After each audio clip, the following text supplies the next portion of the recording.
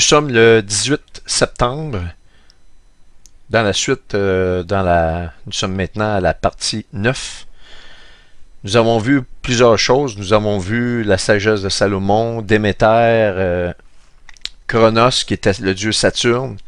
Maintenant, si on va dans ce que le Seigneur nous dit dans Genèse 9, 11, justement, 9.1.1, « J'établis mon alliance avec vous. Aucune chair ne sera plus exterminée par les eaux du déluge.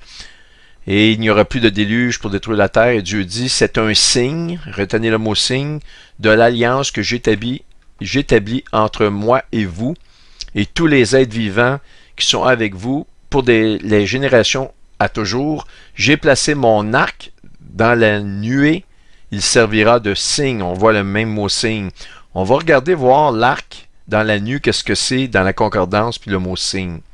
Vous allez voir, ça va nous revenir à la sagesse de Salomon.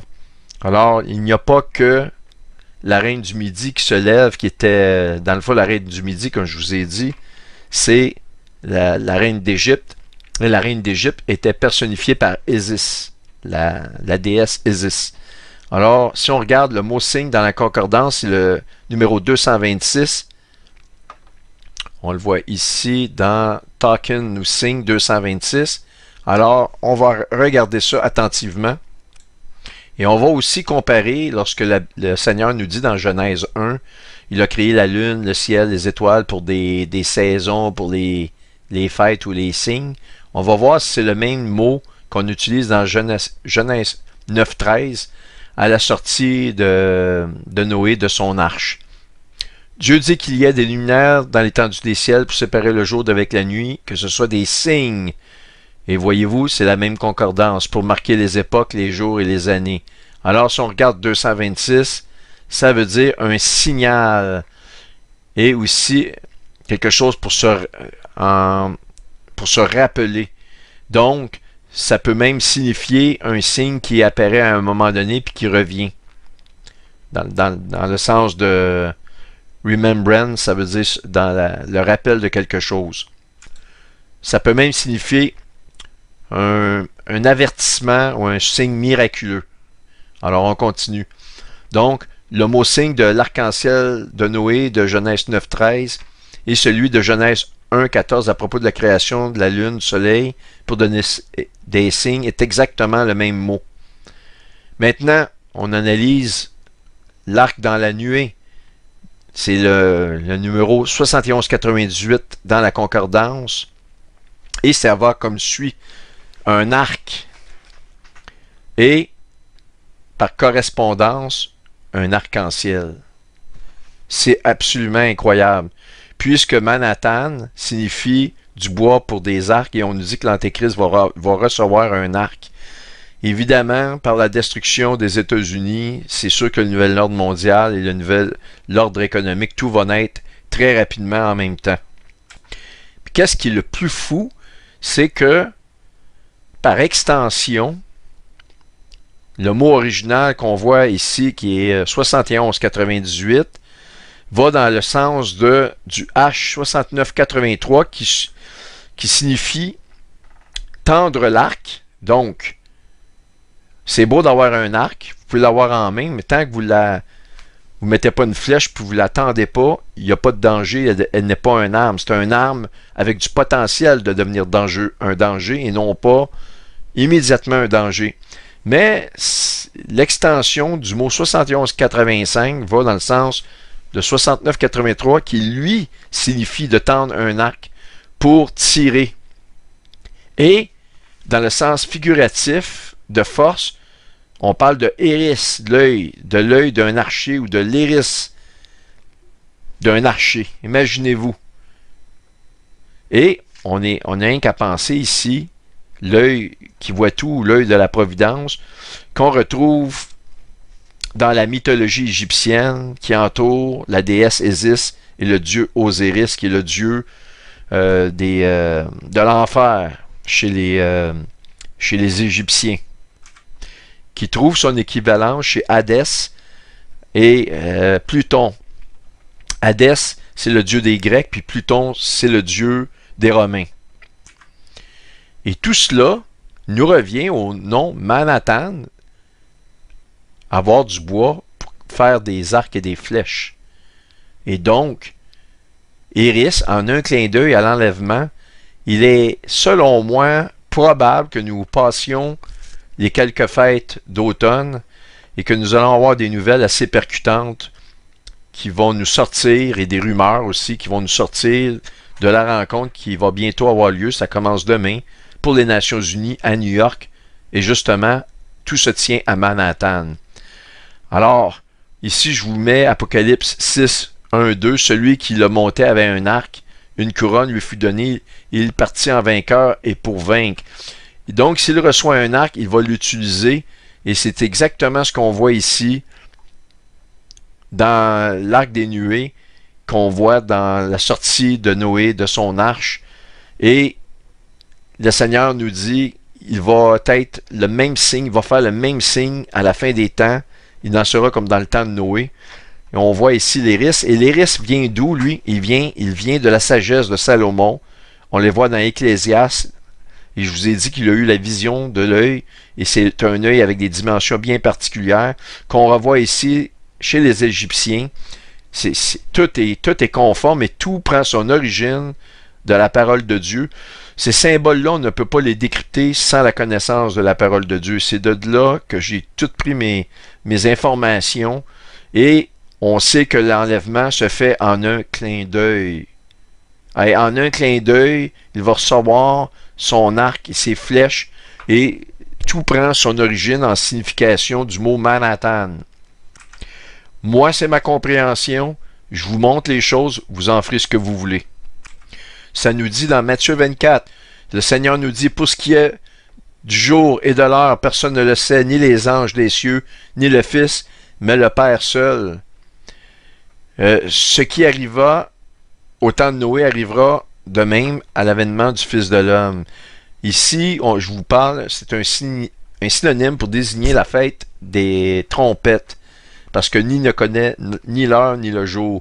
Mais tout est instigé à la fête des trompettes. On a souvent pensé que l'enlèvement devait arriver à la fête des trompettes. Et comme je vous ai expliqué, les deux autres fêtes d'automne découlent dans l'horloge qui démarre à la fête des trompettes au premier croissant de lune. Alors, est-ce que c'est exactement la journée de la fête des trompettes? La réponse est non, mais ça doit avoir rapport à la fête des trompettes.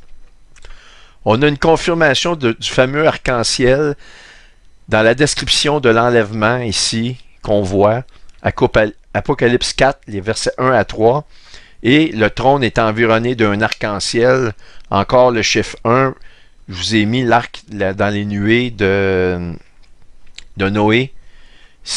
On nous parle encore de l'arc qui est un arc-en-ciel par extension, et ça je vous l'ai montré ici, un rainbow. Alors, dans l'arc dans les nuées. Donc, on le voit à l'enlèvement, et l'enlèvement, la Bible nous dit que c'est en un clin d'œil, Iris, et un flash d'émeraude. Ça se fait aussi en un clin d'œil. C'est un étincelle d'émeraude. C'est très rapide.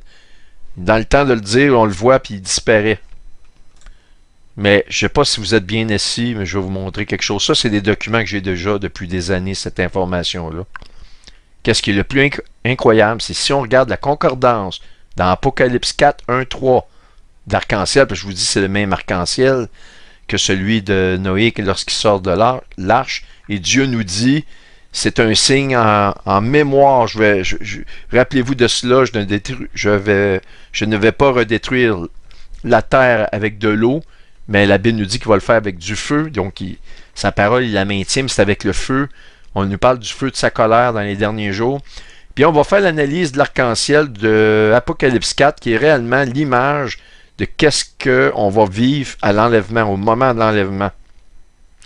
Donc, je le vois ici, Apocalypse 4, 3. Alors, écoutez, 24, 63. Le mot arc-en-ciel prend son origine en grec, Iris, Iris. Est-ce que je peux aller plus loin que ça pour vous parler de l'importance du moment qu'on vit actuellement avec ce qui est au moment où je vous parle, ce grand signe d'Apocalypse 12 potentiel se fait au-dessus de ma tête, au moment où je vous parle. Iris, en un clin d'œil, l'enlèvement. Et je vais plus loin que ça, c'est encore plus fou. On nous parle, je vous ai parlé qu'actuellement, le signe, c'est la reine du Midi qui se fait dans le ciel actuellement. C'est aussi, lorsqu'on parle de Manhattan, recevoir du bois pour faire des arcs. L'Antéchrist va recevoir son arc. Oui, il va l'apprendre de la destruction de cette ville et des États-Unis. Mais il y a plus que ça. La Vierge céleste, on a vu les Euclides de Virgile, Lucina qui est Déméter, Astrée. Et on nous dit que l'origine de ce mot-là vient probablement de G, est inspiré de G 2046 dans la concordance, comme un symbole d'une femme messagère qui provient des déesses païennes. Vous le lisez devant vous.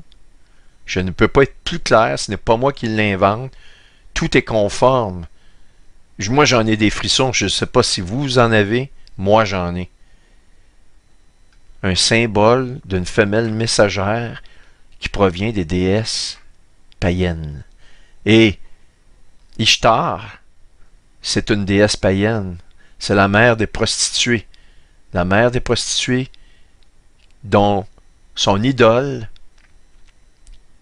se situe en plein cœur de New York, mais plus particulièrement dans Manhattan, ayant toute sa vision vers Manhattan.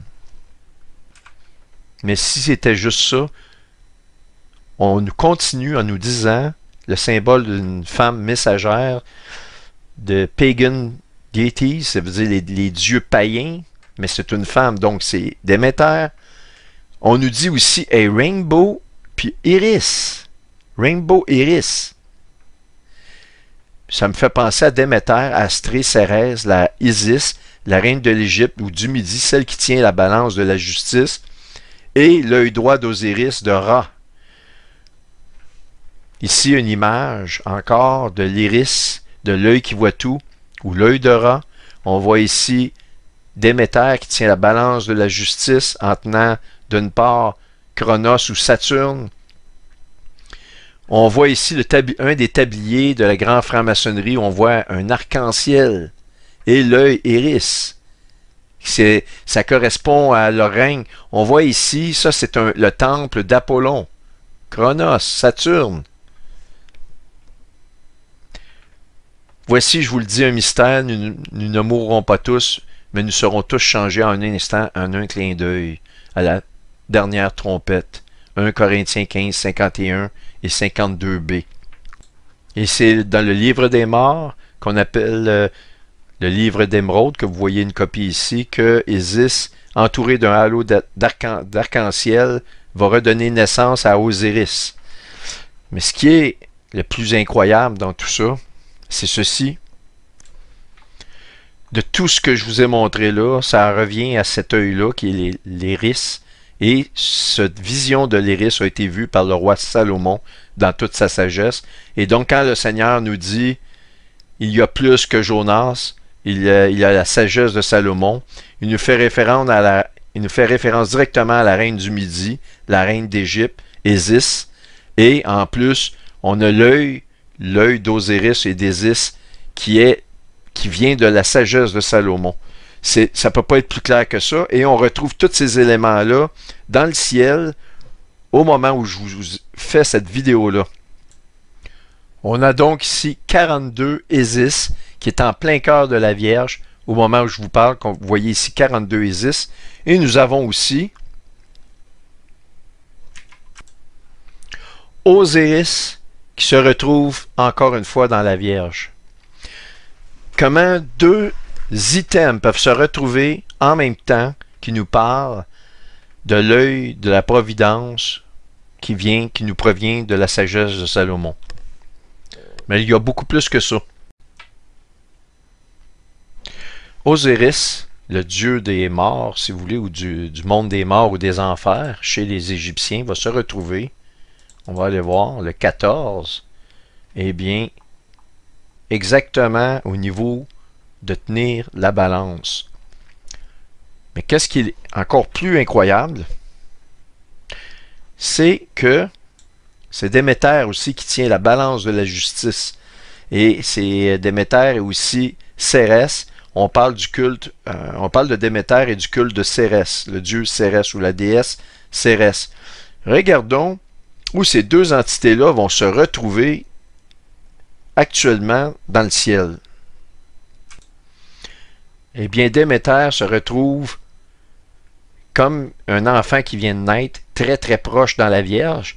Mais maintenant, on va se dire, c'est impossible que Cérès se retrouve qu'il y ait un objet, un astéroïde Cérès, du même nom, qui confirmerait que nous sommes réellement dans la reine du midi du signe d'Apocalypse 12. Eh bien, si je rentre Cérès dans mon moteur de recherche, on voit ici un astéroïde de la ceinture principale. Eh bien, effectivement, les deux se retrouvent côte à côte. Et si on va le 14, eh bien, si on voit dans les éclats de Virgile ou les poèmes de Virgile qui nous dit que la déesse va revenir à la fin des temps, la déesse de l'orge, en fait Déméter ou Astrée va revenir pour la justice, pour la balance de la justice, la déesse de l'agriculture, eh bien, on voyait, elle se retrouve effectivement à la hauteur de la balance. Et on va aller voir Déméter. Écoutez, ça ne peut pas être plus clair. Tout ça, ce sont des coïncidences. Tout est coïncidence et tout semble correspondre à accomplir la mythologie. Et la mythologie, c'est Satan qui s'est créé une mythologie qui est en fait la parole de Dieu copiée. Et si on analyse d'un peu plus près Isis qui personnifie Déméter ou Cérès chez les Égyptiens ici, eh bien, on va voir qu'est-ce que ça donne au 14 octobre. Alors j'avance ici. Et nous sommes le 14, on voit l'éclipse qui se fait. Et c'est la naissance entre le 14 et le 15 d'Isis qui naît de la Vierge. Est-ce que ce sont des coïncidences? Peut-être. Mais c'est quand même quelque chose de vraiment remarquable qu'on voit ici. On a vu que ici nous sommes le 18, on va retourner un petit peu en arrière à la naissance de Child, qui est le 15, la veille de la fête des trompettes. Ça vient de se produire, on le voit entre le 15 et le 16, la naissance ici. Alors, on nous dit dans le chapitre 12 que le grand dragon se plaça devant la femme prête à dévorer son enfant dès qu'il fut né. Et donc, si on regarde dans la mythologie, c'est la mythologie du dieu Orcus qui, lui, dévore ses enfants à la naissance. Et un de ses enfants, eh bien, je vous le nomme, c'est Déméter. On va revenir là-dessus. Il veut dévorer Déméter, qui, curieusement, est symbolisé par la Statue de la Liberté à New York. Et là, je me suis posé la question, est-ce que Cronus, le dieu, serait présent dans un objet ici, prêt à attendre les enfants ou l'enfant qui naît pour le dévorer? Eh bien, un des diminutifs de Chronos avec un K, K-R-O-N-O-S, eh bien, c'est Kron. K-R-O-N. Eh bien, si vous rentrez Kron, vous allez trouver un objet qui va se retrouver effectivement au-dessus, proche de la femme, en présence de la femme, réellement proche de l'enfant pour le dévorer. Incroyable, c'est réellement incroyable. Mais qu'est-ce qui est le plus fou, c'est que si on rentre 8, qui est le participe passé de manger en anglais, eh bien, nous avons la présence en plein centre de la Vierge d'un objet qui nous dit dévorer ici. Maintenant, alors Déméter, elle eut une fille qui s'appelle Perséphone. Et Perséphone, éventuellement, va se faire enlever par le dieu Hadès, qui est le dieu Osiris, le dieu des sous-sols ou des morts, ou le dieu du séjour des morts. Donc, c'est à ce moment-là, quand elle apprend l'enlèvement de Perséphone, sa fille, par le dieu Osiris, qu'elle rentre dans une colère atroce, et c'est à ce moment-là qu'elle descend sur terre pour à la fois bénir certains hommes et punir certains autres, et elle amène une grande famine sur la terre. Et à un certain moment, elle utilise une torche pour chercher sa fille. Et lorsqu'on regarde la statue de la liberté, la torche signifie Déméter qui cherche sa fille qui a été enlevée par le dieu des enfers, si vous voulez. Suivez-moi parce que c'est important. Vous allez voir, tout se passe actuellement dans des signes célestes. C'est pour ça que je n'ai jamais vu autant de signes qui accomplissent la mythologie et c'est pour cela que je ne vois pas autrement il va se produire quelque chose de majeur que les personnes très avancées au niveau de l'occultisme savent très bien. Et donc, je continue. Donc, la torche, elle l'utilise à la recherche de sa fille Perséphone, qu'on voit ici, dans la recherche de sa fille Perséphone. Et lorsque elle demande, elle apprend que c'est Osiris ou Hadès, si vous voulez, qui a sa fille. Elle demande de la relâcher, celui-ci refuse, elle devient dans une colère, et elle remplace sa torche par une épée ou une faucille. Et c'est là qu'elle arrive dans une très grande colère, elle descend dans une colère à cette nouvelle, et donc elle quitte l'Olympe, et elle va demeurer sur terre parmi les hommes. Et donc, la déesse Déméter va persister dans sa colère, et elle va produire la famine sur terre, ok? Alors donc, il va sans dire que lorsque sa torche, elle abandonne sa torche et que la lumière de sa torche n'allume plus, et bien que là, c'est la colère, et c'est une faucille pour la récolte. Et on va regarder ça en détail. On va donc au 17 septembre, Déméter, très proche de la torche, qui est tenu par la Vierge, à la recherche de Perséphone, qui se retrouve juste à côté ici, en même temps. Mais maintenant, allons voir, au 14 octobre, où se trouve Perséphone. Nous avons vu que Déméter tient la balance de la justice comme astrée. On va aller voir. Où se retrouve Perséphone? Eh bien, il se retrouve exactement au niveau de la torche, au moment de l'éclipse. Ça, c'est absolument extraordinaire. J'ai ajouté l'heure pour 13 heures. C'est l'heure du maximum de l'éclipse vue de Corpus Christi, corps de Christ. Et on voit ici Perséphone qui est réellement au niveau de Spica, qui représente, si vous voulez, la torche ou l'étoile qui parle du blé. Maintenant, c'est quelque chose de réellement inexplicable. Tous les éléments astronomiques nous parlent de la mythologie que je viens de vous montrer. Vous pourrez vous-même lire, si ça vous intéresse, plus ample information sur la mythologie entourant Déméter, qui trouve son équivalent dans la déesse Astrée, qui trouve son équivalence dans la déesse Isis, etc., etc. Et tout ça est conforme. J'essaie de trouver des choses qui feraient que ça ne coïncide pas, malheureusement ou heureusement, pour certains malheureusement et pour certains autres heureusement, tout semble conforme à ces mythologies-là, des mythologies qu'on croyait réellement des mythes, mais qui semblent prendre vie aujourd'hui. Alors il va sans dire que Déméter, lorsqu'elle est dans sa grande colère, voyant que Hadès ou Osiris ne voulait pas relâcher Perséphone, sa fille, eh bien remplaça sa torche par une épée ou une faucille.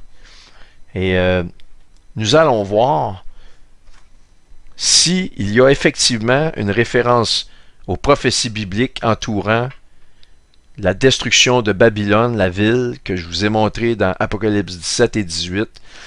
On va aller voir s'il y a une directe relation entre cette prophétie-là et si elle nous fait référence à justement cette mythologie-là entourant Déméter ou Ishtar, qui est la déesse aussi de de la mer des impudiques, eh bien, vous allez réellement être emballé de ce que je vais vous montrer.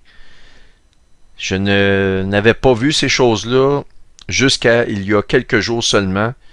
Et c'est pour ça que j'ai de la misère à trouver le sommeil, parce que je sais ces choses-là, je les ai vues depuis peu de temps. C'est de la mythologie que je connaissais, mais c'est de voir que maintenant, les cieux nous parlent de ces choses-là d'une façon admirable. Eh bien, voici, je me lance dans cette information-là qui, selon moi, devrait clôturer des informations les plus importantes que j'ai à vous montrer. On nous confirme que dans l'Antiquité, Déméter pouvait soit porter une bénédiction ou une malédiction, tout dépendant de qui vous étiez. Ça, on voit que pour l'Apocalypse 12 est pour certains une malédiction et pour d'autres une bénédiction qui annonce l'enlèvement. On nous dit qu'elle est une gardienne d'une grande ville. On ne dit pas laquelle, mais on le voit ici dans l'hymne homérique à Déméter. Garde cette ville en sécurité et gouverne mon champ. On le voit à plusieurs endroits. On le voit aussi dans un autre lyrique grec, 5 à Schoulia. Entretenez bien la ville. Donc, il n'est pas étonnant de voir qu'ils ont érigé une copie de Déméter surveillant la ville de Manhattan. Maintenant, Déméter était la fille de Cronos et de Rhea. Lorsqu'on regarde le chapitre 12, encore une fois, ça fait référence à la statue de la liberté, ça fait référence aussi au dieu grec qui veut dévorer ses enfants dès qu'il fut né. Et Déméter était l'une d'entre elles. On a tout vu ces éléments-là qui se présentent dans le ciel en même temps. Maintenant, on nous dit que c'est aussi la déesse des récoltes, etc., etc., malédiction pour un, bénédiction pour l'autre. Mais on nous dit aussi que c'est la déesse de l'après-vie et des mystères. La parole nous dit, il était écrit un mystère sur son front, la mère des impudiques, et Déméter est comparé à Ishtar, la mère des impudiques. Je pense qu'on a pas mal tout dans les mains. Je vous dis ça rapidement à rafale pour que votre esprit soit prêt à vraiment bien enregistrer ce que je vous montre là. On nous dit qu'Hadès, qui régnait sur les enfers, ou les sous-sols, ou le règne des morts, dans la mythologie grecque, et Osiris régnait aussi sur les enfers dans la mythologie égyptienne. Donc, un était l'équivalent de l'autre, à la différence qu'Osiris, il était encore plus respecté et plus important au niveau de l'Égypte. Et il était tellement important, le dieu des morts, qu'il était plus important que le dieu du soleil ou le dieu de la vie lui-même. Autrement dit, Satan était mieux prisé et beaucoup plus important que le soleil qui représente le Seigneur, qui est la lumière du monde. Je vous montre ça parce qu'on ne retrouve pas dans le signe d'Apocalypse 12, actuellement dans le ciel, le nom de Hadès, mais celui d'Osiris.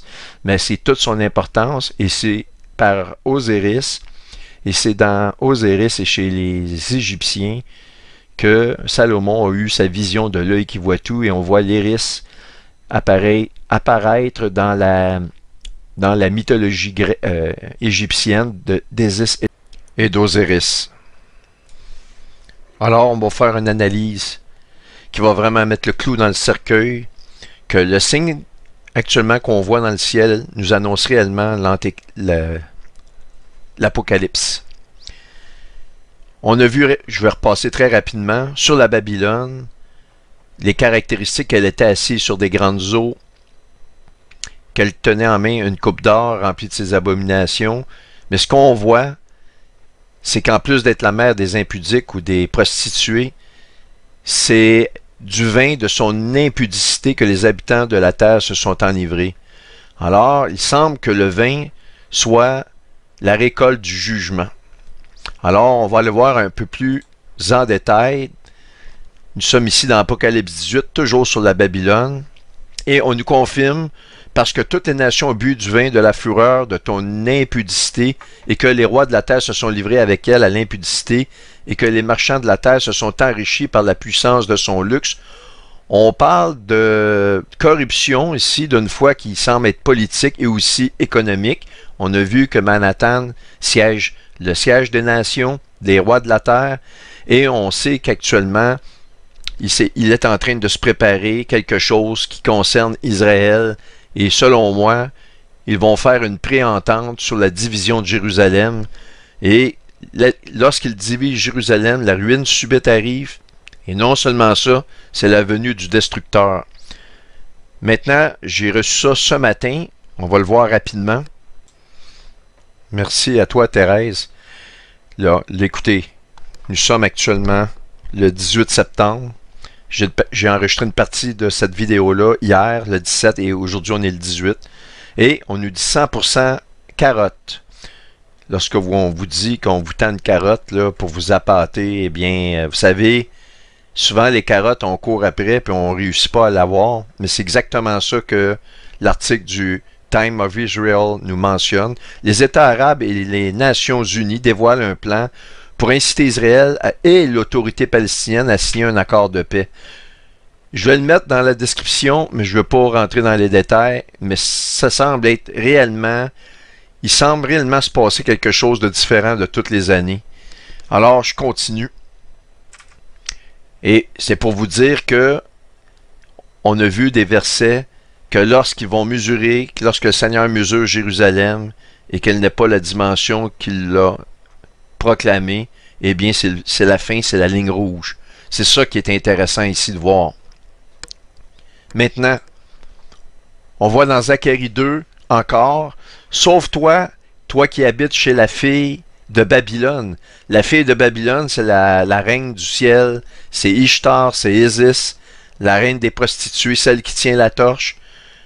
Il nous mentionne encore Manhattan ici, avec le symbole de la statue de la liberté. Et soit dit en passant, je vous le dis dans la mythologie, vous devriez lire ces choses-là si vous avez le temps. Déméter ou Ishtar, mais c'est surtout dans la mythologie de Déméter, à un moment où elle se fâche réellement, où elle change sa torche en épée ou en faucille, faucille comme pour la grande récolte, je vous dis bien faucille, eh bien, elle devient géante. Et on nous mentionne dans la mythologie une dimension qui excède les 100 pieds, et vous regarderez la dimension de la statue de la liberté. Ils l'ont faite telle que la mythologie où elle se fâche, éventuellement, au-dessus et au-delà de 100 pieds. Vous ferez la traduction pour les Européens avec le nombre de mètres, mais grosso modo, on parle d'au-delà de 35 mètres, ok, de hauteur.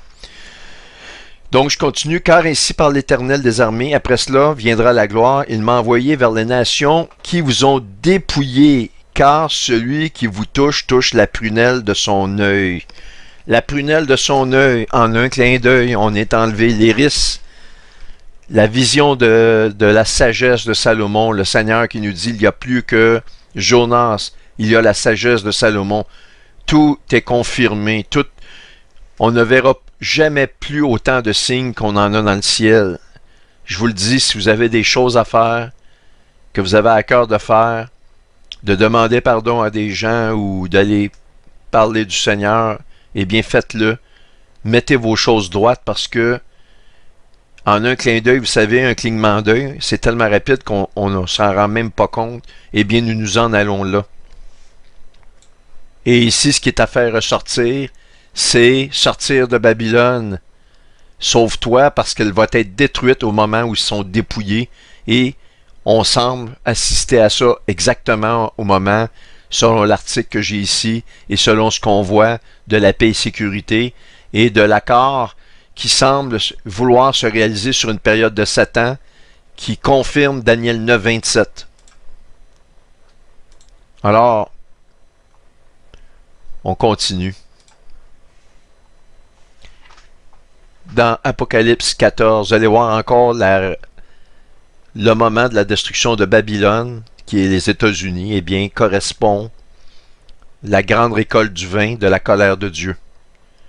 Alors ici, nous sommes à l'intérieur des tribulations dans le chapitre 14, puisqu'on nous parle des 144 000. OK? Et donc, les 144 000, ça se passe dans les tribulations, mais il faut comprendre qu'à la destruction des États-Unis, à ce jour précis, le monde rentre dans les tribulations. Alors, pour moi, c'est la date limite pour l'enlèvement si la destruction des États-Unis arrive, comme je le pense, le 14 octobre, après les fêtes d'automne, les fêtes juives d'automne. Alors donc, le contexte est réellement à l'intérieur des tribulations ici, et ça fait du sens, puisqu'on parle de la destruction de Babylone, USC Babylone. Alors on dit au verset 8, « Et un second ange suivi en disant, elle est tombée, Babylone la grande, qui a abreuvé toutes les nations du vin de la fureur de son impudicité. » On confirme chapitre 17, 18 sur la destruction de Babylone.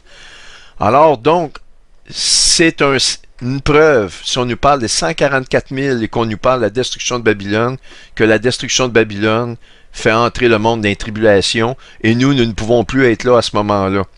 À la limite, lorsqu'elle se fait attaquer, on part la journée même, mais moi je pense qu'il est possible que ce soit quelques jours avant, mais je vais vous laisser faire tous les scénarios possibles. J'ai déjà assez d'informations à vous donner. J'en ai... Il faut vraiment que je donne encore un sprint pendant que ma santé me le permet de vous montrer ces choses-là. Et un troisième ange le suivit en disant d'une voix forte, « Si quelqu'un adore la bête et son image et reçoit une marque sur son front ou sur sa main, il boira lui aussi du vin de la fureur de Dieu. » Alors, étant donné que les gens n'ont pas été enlevés, ils sont dans les tribulations, c'est une confirmation, toute personne qui va accepter la marque de la bête pendant les tribulations, qui va être imposée à ce moment-là, sans aucune exception, riche, pauvre, petit, pauvres, je viens de le dire, mais toute personne, les petits et les grands, les vieillards, les jeunes, vont se faire imposer cette marque-là. Aussitôt que vous touchez à ça, c'est terminé. Alors, je vous dis, si vous vous retrouvez à l'intérieur des tribulations, remarquez, c'est important ce que je vous dis là. Il vous en coûtera votre vie, n'acceptez pas cela.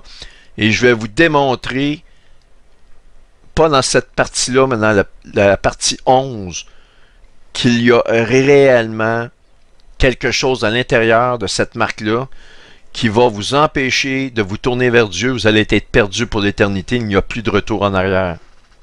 Alors donc, à celui qui acceptera la main, il boira aussi du vin de la fureur de Dieu, versé sans mélange dans la coupe de sa colère.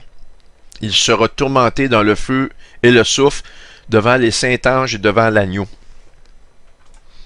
Et au verset 17, ce qui est incroyable, c'est que 17-18, ça correspond aux dates que eux sont en train de faire probablement la division de Jérusalem, c'est ce que je me doute. En plus, chapitre 14, Apocalypse 14, comme le 14 octobre. Et un ange sorti du temple qui est dans le ciel ayant lui aussi une faucille tranchante. Et un autre ange qui avait l'autorité sur le feu, sorti de l'autel, s'adressa d'une voix forte à celui qui avait la faucille tranchante. Lance ta faucille tranchante et vendange les grappes de la vigne de la terre, car les raisins de la terre sont mûrs. Et l'ange jeta sa faucille sur la terre, et il vendangea la vigne de la terre et jeta la vendange dans la cuve de la colère de Dieu. Alors, il est extrêmement clair ici que le vin, c'est la colère de Dieu. Et dans Joël au chapitre 3, on va voir, c'est le dernier. Après ça, je vous montre qu'est-ce qui se passe dans les cieux au moment même où je vous enregistre ces messages-là, ce message-là. Saisissez la faucille, car la moisson est mûre. Venez fouler, car le pressoir est plein, les cuves regorgent, car grande est la méchanceté. Alors, c'est fait. Nous avons une confirmation et regardons dans les cieux qu'est-ce qui se passe en ce moment même. Nous voyons clairement que les rois de la terre, donc les Nations Unies, ont bu du vin de la fureur de son impudicité, donc Manhattan, la ville de New York, et dans les cieux, on regarde, si on retourne un peu en arrière, au 3 mars 2023, encore tout se fait cette année. Si on regarde, les Nations Unies étaient en conjonction avec l'étoile 20 de Miatrix. Et 20 de Miatrix signifie le vendangeur. Quelque peu corrompu dans sa forme latinisée, pour signifier la vendangeuse. La vendangeuse. Est-ce que c'est pas assez révélateur? Et on voit les Nations Unies se retrouver exactement là.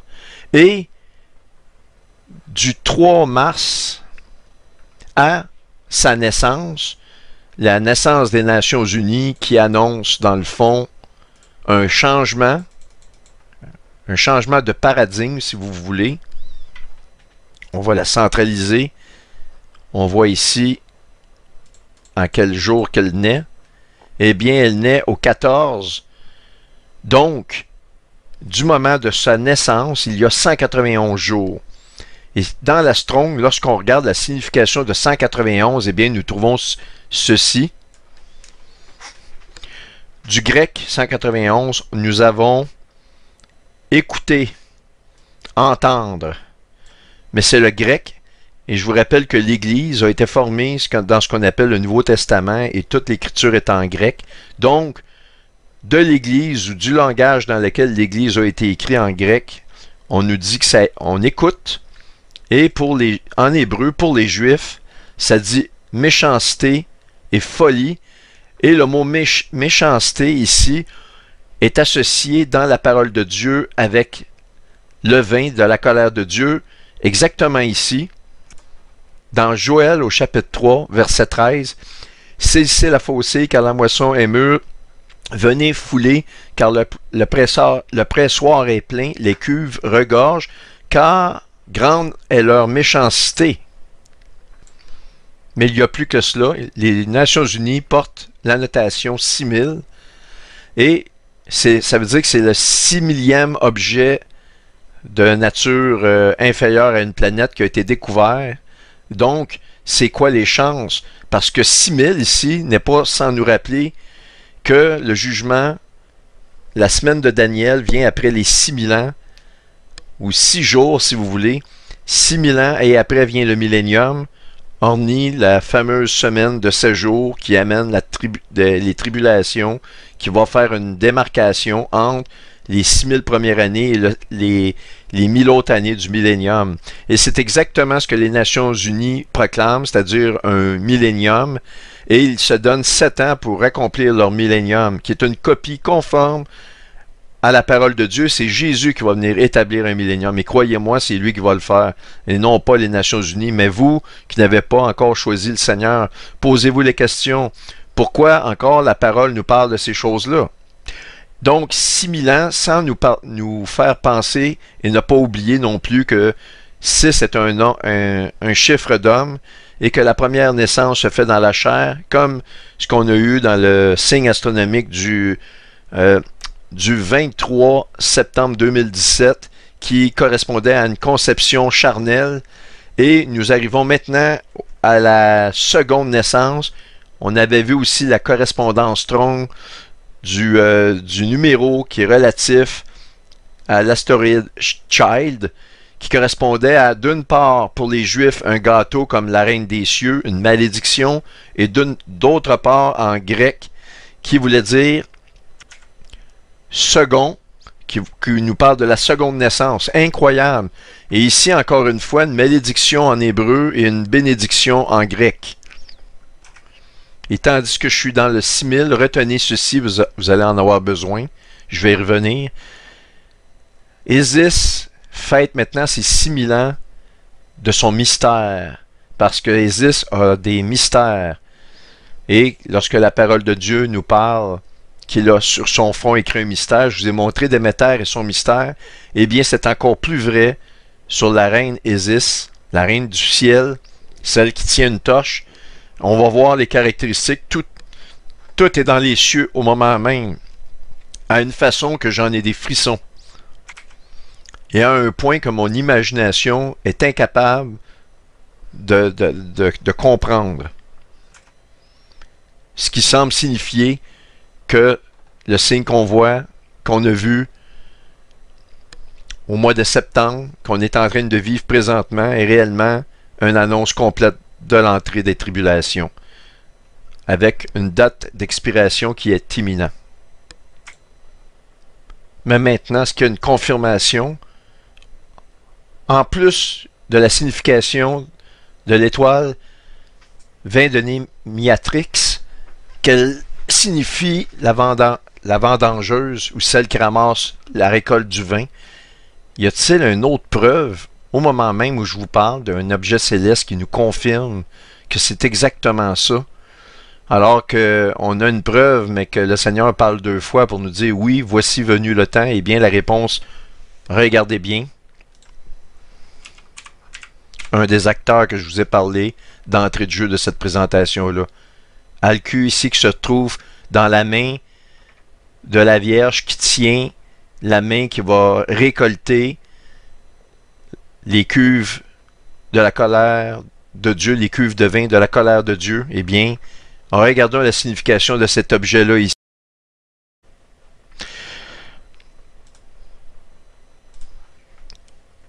Alcu signifie un début, un commencement. Le mot inception ici signifie le départ de quelque chose. Incroyable. Autrement dit, nous voyons actuellement dans le ciel, ça nous dit le début de la récolte du vin commence. Et au moment où les Nations Unies, le 3 mars, se situent exactement en conjonction avec l'étoile vin de Némiatrix. C'est absolument frappant. C'est impossible que ce soit un hasard, je vous le dis. En plus, avec une annotation de 6000 ans, les 6000 ans complétés, alors commence le millénium, avec une ligne de démarcation de 7 ans pour les grandes tribulations. Tout est conforme. Tout est absolument conforme. Mais si ce n'était que cela, eh bien non. En plus d'avoir le début, ça nous dit dans le ciel le début de la récolte du vin, on a ceci. Si on regarde le chiffre qui va avec l'objet Alcu, oups, pardon, que l'on voit ici, eh bien, le chiffre correspondant est 30-37. Regardez la concordance et soyez prêts à être frappés de stupéfaction. Juste avant de commencer, à vous montrer ça, inception, ça signifie la création, qui est l'établissement ou le point de départ d'une institution ou d'une activité. Est-ce que c'est assez clair? L'activité, le début de l'activité de la récolte du raisin. Wow! Et là, la concordance est encore plus fou, je vais dire ça fou. Eh bien, l'éthos en grec, c'est une pierre. Exactement comme lorsque le Seigneur il dit « Je suis une pierre d'achoppement ». Vous allez voir, on le voit dans Matthieu, dans Marc, il dit qu'il est « a building stone ». Dans Jean, c'est lui la pierre angulaire. Donc, en grec, nous avons la pierre angulaire, le Seigneur qui vient fonder l'Église, et en hébreu, nous avons le chef d'un peuple. N'est-il pas le Seigneur, le chef du peuple juif? Un de ceux qui a été scellé. Ah, c'est absolument... Moi, je suis renversé. On n'a pas plus de preuves que ça. Mais je vous fais ces vidéos-là, je pourrais arrêter ça. Vous en avez déjà... votre coupe est pleine. On parle de coupe. Votre coupe est pleine. Mais je vais rester avec vous parce que réellement, on va totalement mettre le clou dans le cercueil sur quelle est la signification de Babylone la Grande. Elle avait un mot mystère écrit sur le front. Vous allez me dire, tu as répondu à ça en nous disant que la statue de la liberté regarde vers Manhattan, que tu as parlé maintenant que c'est Déméter, que c'est elle la récolte, qui fait la récolte, la déesse de la récolte, c'est elle la reine du ciel, et qu'elle a un mystère. On a vu le mystère de Déméter, mais on va aller beaucoup plus précis que ça, la parole de Jésus lui-même. Je vais vous démontrer que la reine du Midi, c'est la reine Isis, et c'est exactement ça. Et on va regarder qu'est-ce qui est caché dans les secrets ou le mystère de Isis. Et vous allez voir, tout est confirmé. On ne peut pas aller plus loin que ça. Moi, je suis convaincu maintenant là, que notre temps est compté ici. Et j'espère que c'est sûr qu'ils vont mettre beaucoup de sites internet. Ils vont faire la fermeture de beaucoup de choses. Si des vidéos qui sont faites par les miennes, par moi-même, par plusieurs personnes qui font partie des gens qui croient dans le Seigneur, peuvent circuler éventuellement, eh bien, j'espère que ça va se faire parce que on avertit, mais là, il n'y a jamais eu autant d'avertissements que ça. En passant, l'information que je vous donne actuellement, il y en a une partie qui est puisée par un homme qui s'appelle T.W. Tram. Et sauf que ce que je vous montre là, il l'a pas vu, mais moi, je suis parti, comme par exemple, les 191 jours, c'est lui qui les a calculés, j'ai vérifié, c'est totalement vrai. Mais par contre, ce que je vous montre là ici, il y a des ajouts, c'est pas montré par lui, mais dans le fond, on est frères et lui montre une personne. Il montre pas d'une personne, mais il montre une certaine partie des choses. Et moi, je complète. Et en fouillant, on trouve juste des confirmations. Et il en va ainsi pour plusieurs autres sites. On m'envoie un site qui est en France, qui parle un peu des mêmes choses que moi, mais complémentaire. Eh bien, justement, tout est complémentaire. Il n'y a rien qui se contredit. Tout va dans le même sens. On peut faire quelques erreurs d'analyse en cours de route, mais grosso modo, vous êtes d'accord avec moi? Ici, je vous parle de surnaturel. Là, Dieu parle fort. Ceux qui n'ont pas accepté Jésus, si vous écoutez ces vidéos-là, et vous passez à côté de donner votre vie au Seigneur, vous manquez la cible. Et savez-vous ce que le mot saint signifie? Le mot saint signifie mettre à part. Et savez-vous ce que le mot péché veut dire? Le mot péché signifie manquer la cible. Et le seul péché qui n'est pas pardonné dans la parole, c'est celui contre le Saint-Esprit. Et le Saint-Esprit, c'est celui qui nous convainc que Jésus est le Fils de Dieu, qu'il est ressuscité des morts et que par lui seul passe notre salut et notre pardon. C'est la pierre d'achoppement. Ça se termine là. Alors, si vous n'acceptez pas le Seigneur, c'est que vous avez refusé l'Esprit qui cogne à votre cœur, le Saint-Esprit, car c'est lui qui convainc. Refuser le Saint-Esprit, ça veut dire refuser Jésus, c'est impardonnable. Vous ne pouvez pas être sauvé sans la présence de Christ dans votre vie, sans son acceptation. Et le mot péché, encore une fois, signifie manquer la cible. Vous manquez la cible de votre vie, de votre existence, si vous passez à côté de Jésus-Christ dans votre vie. Voilà, ça se termine là. Maintenant, à la vue de l'image ici, je vais vous donner une dernière information renversante sur ce qu'on voit ici. Une image qui nous montre le déplacement, le chemin parcouru par United Nations, les Nations Unies 6000, qu'on voit partir de la main en conjonction avec l'étoile 20 de Miatrix ici et jusqu'à sa naissance. Eh bien, ce qui est incroyable, c'est que les Nations Unies ont été fondées le 17 de Chevan en 1945, qui est la date d'anniversaire du déluge de Noé. Vous m'entendez bien. Ça, c'est T.W. Tram qui a fait sortir cette information-là. Et ce qui est encore plus incroyable, c'est que l'objet que vous voyez ici, Nations Unies, a été elle-même découverte pendant une année sabbatique en 1947, au mois d'octobre, soit le mois de Chevan, qui a rapport à l'arrivée du déluge sur terre. Et le Seigneur nous dit qu'il en sera à la fin des temps comme dans le temps de Noé. Celle-là, vous ne pouvez pas la débunker, vous ne pourrez pas, ça dépasse l'imagination. C'est tellement, puis d'ailleurs, vous voyez ici, cherchez ces informations, T.W. Tram. Je vais vous dire une chose, j'en ai vu des vidéos un peu, mais j'ai pas beaucoup le temps d'en faire parce que je suis moi-même à temps plein.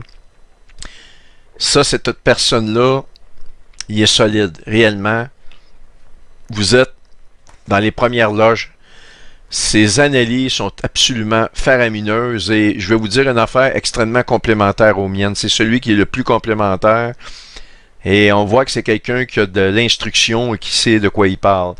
Alors, j'ai pris cette image-là de cette personne-là. Vous pouvez aller sur son Facebook en rentrant le nom qui est ici et vous allez avoir tous ces articles-là en détail. Vous pouvez les copier, les traduire.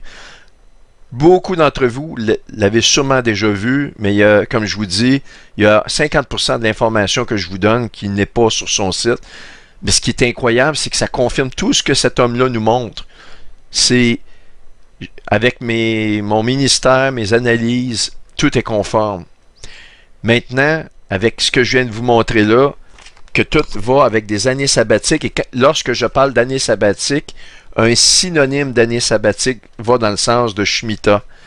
Et vous allez me dire, ah, Shemitah, on ne veut plus en entendre parler. Eh bien, les années qu'il donne, le gars, il est solide. C'est pas lancé à travers des n'importe quoi.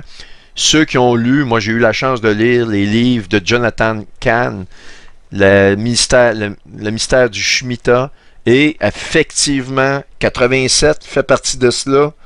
C'est le 1945 fait partie des années de Shemitah, comme 2001 à la tombée des taux, comme 2008 à la grande crise économique, etc., etc. Et nous arrivions en 2022 à un autre Shemitah, mais sauf que nous sommes rendus dans une année sabbatique de 50 ans, et il faut que 2023 fasse partie d'une pierre angulaire, d'un rajout d'une année, parce qu'à toutes les 7 cycles de Shemitah, eh bien, il faut rajouter une autre année. Et cette année-là se termine dans les fêtes d'automne. Et c'est le rachat de toutes les économies, c'est le reset de toutes les économies. Si j'étais à la place de Dan, c'est cette année que je ferais ça. Réellement, c'est cette année que je fais ça. Et curieusement, ça nous dit dans la parole de Dieu, « Mon peuple sort d'entre elles » en parlant de Babylone, « revient vers nous. » Et c'est le retour pour les Juifs dans leur terre natale, chez eux. S'ils étaient à l'extérieur pour des affaires, ils doivent revenir chez eux.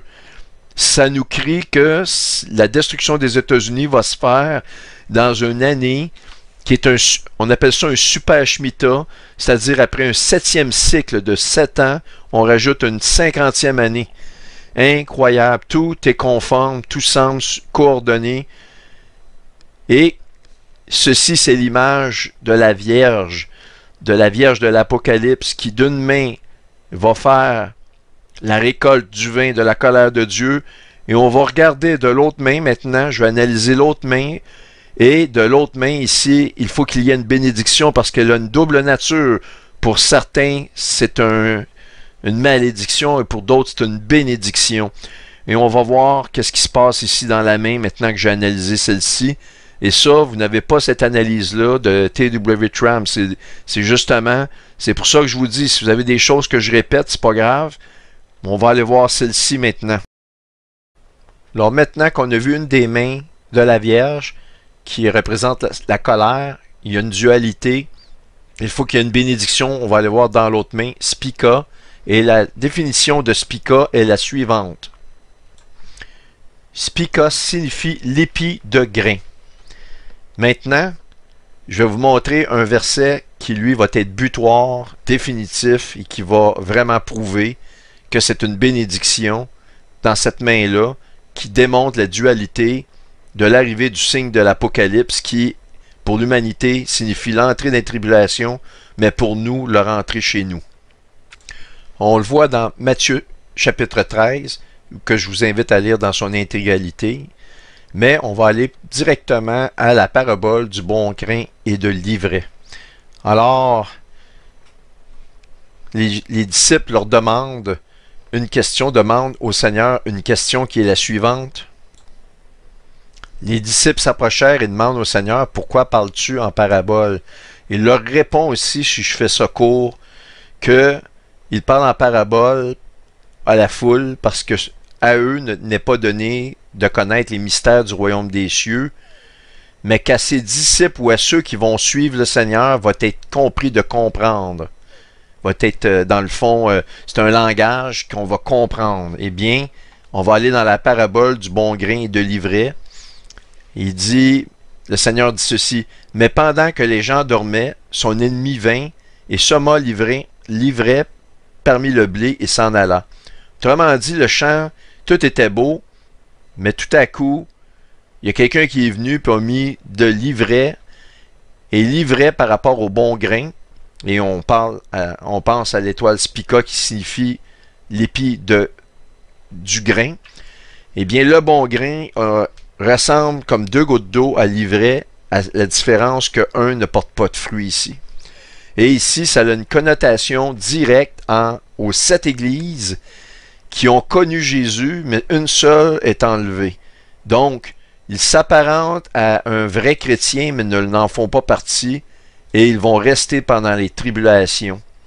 C'est donc une précision absolument extraordinaire qu'on a ici, que cette étoile-là, Spica, qui est exactement dans la main qui tient la gerbe de blé, eh bien, a une signification de bénédiction, mais dans la précision absolue, que d'une part, certains vont être enlevés, mais pas tous. Alors, je continue. Il dit, lorsque l'herbe eut poussé et donné du fruit, l'ivraie parut aussi. Et Jésus dit à toutes les foules ces choses en parabole, et ne lui parlait point sans parabole, afin que s'accomplisse ce qui a été annoncé. J'ouvrirai ma bouche en parabole, je publierai des choses cachées depuis la création du monde. Et donc il continue, il dit, il renvoya la foule et entra dans la maison. Ses disciples s'approchèrent de lui et dirent, explique-nous la parabole de l'ivraie et du champ. Il répondit, celui qui sème la bonne semence, c'est le Fils de l'homme. Le champ, c'est le monde. La bonne semence, ce sont les fils du royaume, et l'ivraie, c'est les fils du malin. L'ennemi qui l'a semé, c'est le diable. La moisson, c'est la fin du monde. On est dans un signe astronomique qui nous parle de la moisson. Déméter est la déesse de la récolte du blé et de l'orge, et aussi du vin. Et dans sa colère, elle sort ce qu'on appelle une faucille pour récolter le vin. Les moissonneurs, ce sont les anges, car au son d'un archange, au signal donné, les anges vont venir nous chercher pour nous amener dans l'enlèvement incroyable. Or, comme on arrache l'ivraie et qu'on le jette au feu, il en sera de même à la fin du monde. Alors ici, c'est très clair. On a tout ce qu'il faut pour comprendre qu'il y a des gens qui vont s'apparenter à des chrétiens, mais qui ne seront pas enlevés. Et ces gens-là font partie des fils du malin.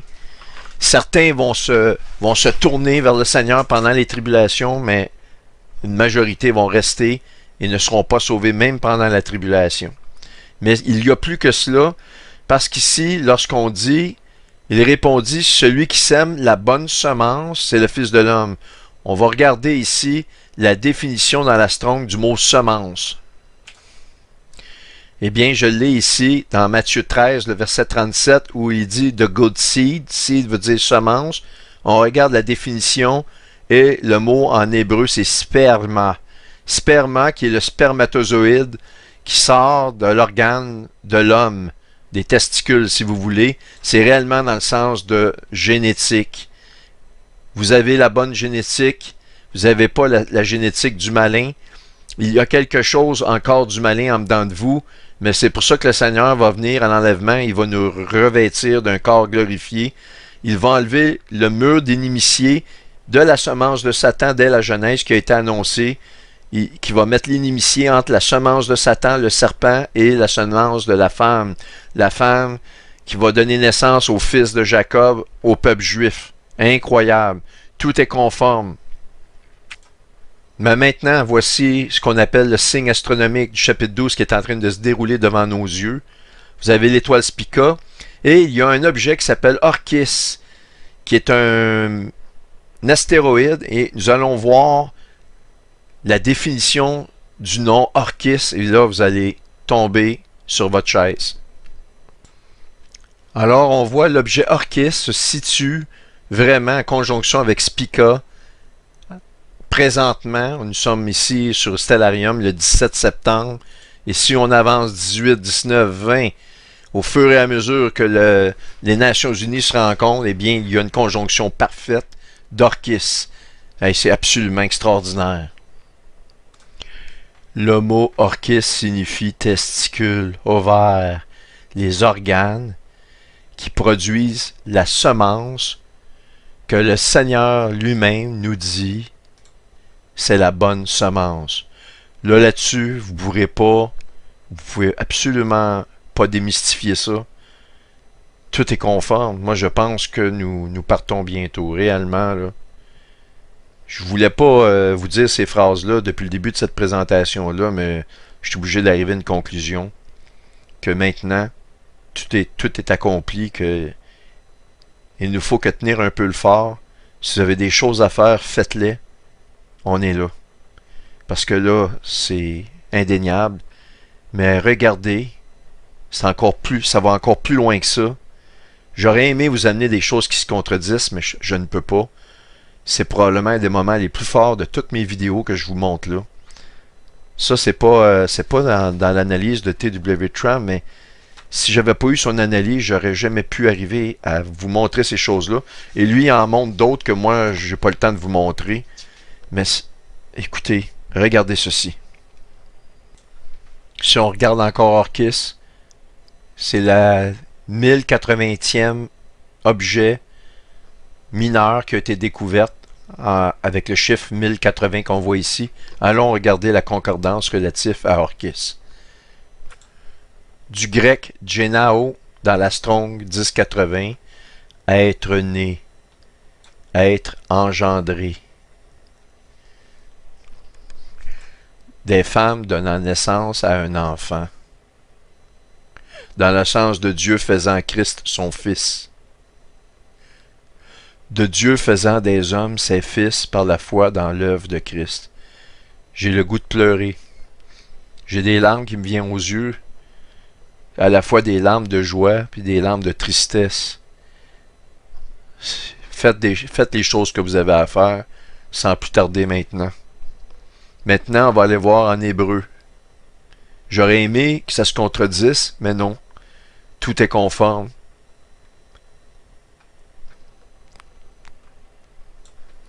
Je l'ai traduit en français, engendrer, donner naissance.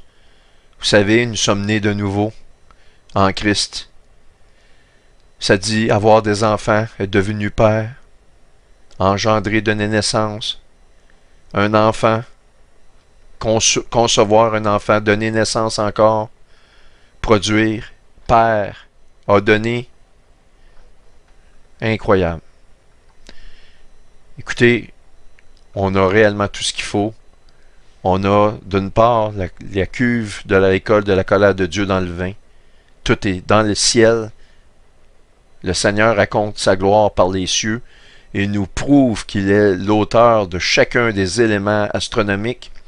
Non seulement ça, mais chacun des éléments qu'on voit dans le ciel a été nommé par des hommes à leur insu pour son bon vouloir, pour nous raconter sa gloire au moment venu, qui nous annonce la fin, qui nous annonce pour nous le début des noces, du mariage, dans lequel on peut vraiment voir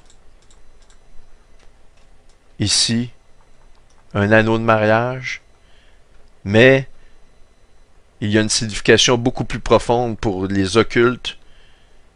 On nous dit dans Apocalypse 17 et 18 qu'il y a un mystère écrit sur son front.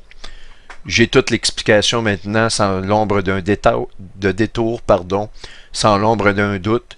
Quel est ce mystère écrit sur son front? J'ai toute l'information avec moi maintenant.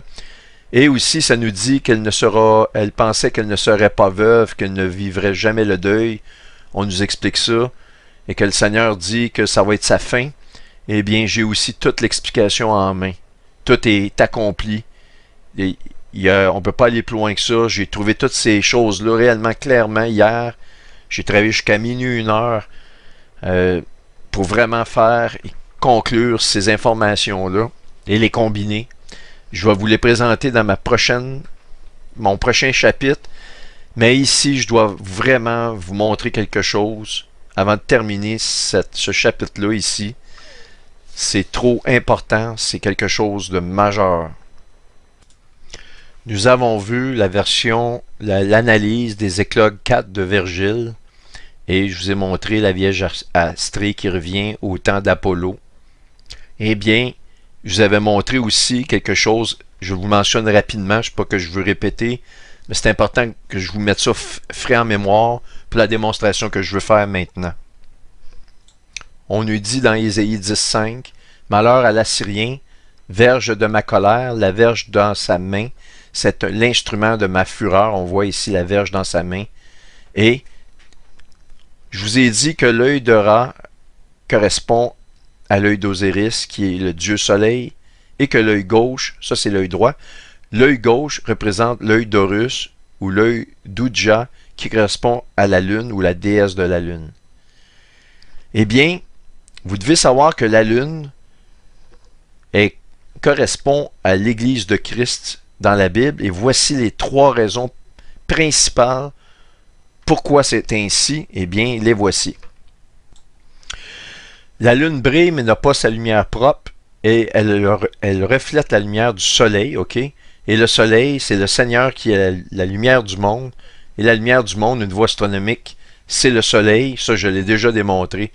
Alors donc, nous avons la lumière de Christ en nous, ça c'est une des premières choses qui font que nous comparons l'Église à la lune. Maintenant, le mot hébreu couramment utilisé pour désigner la lune est Levana, qui est lié au mot signifiant blanc ou les robes blanches. Et c'est l'épouse qui sera d'abord vêtue de blanc, la couleur représentant la justice. On le voit dans l'Apocalypse, on le voit à quelques endroits. Le cycle lunaire est une prophétie temporelle liée à la mariée. Et effectivement, car c'est un cycle qui suit les cycles menstruels chez la femme. Et dans la Genèse, lorsque Ève tombe dans le péché, eh bien le Seigneur lui dit, à partir de maintenant, tes accouchements se feront dans la douleur. Une des preuves ultimes que nous sommes reliés à la lune, l'Église, c'est que ça nous dit que nous allons être dans les douleurs de l'accouchement, dans les douleurs de l'enfantement. Ne pas me dire, vous, tous les vrais chrétiens, que vous n'avez pas une vie difficile, en dehors de la normalité des choses. Moi, j'en suis une preuve. Si j'étais à la loterie du malheur, eh bien, je peux vous garantir que je gagnerais assurément.